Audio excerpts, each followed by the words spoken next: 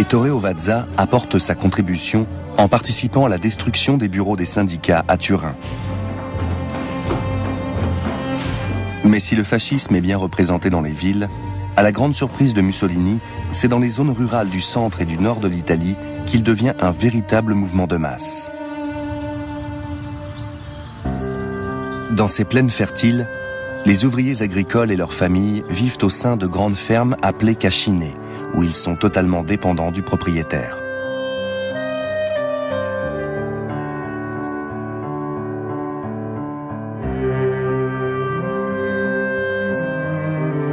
Depuis des siècles, cette relation maître-esclave n'a pratiquement pas changé. Mais désormais, elle est remise en question par les paysans.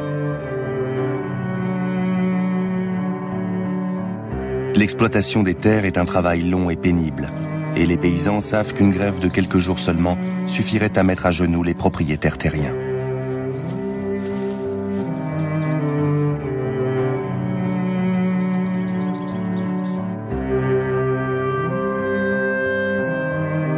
C'est pourquoi ces derniers deviennent les alliés naturels des fascistes contre les socialistes qui veulent mettre sur pied des coopératives agricoles pour contrôler la terre. Mais les fascistes emportent aussi l'adhésion des 5 millions de paysans qui ont acheté de la terre pour la première fois quand les prix se sont effondrés après le début de la guerre.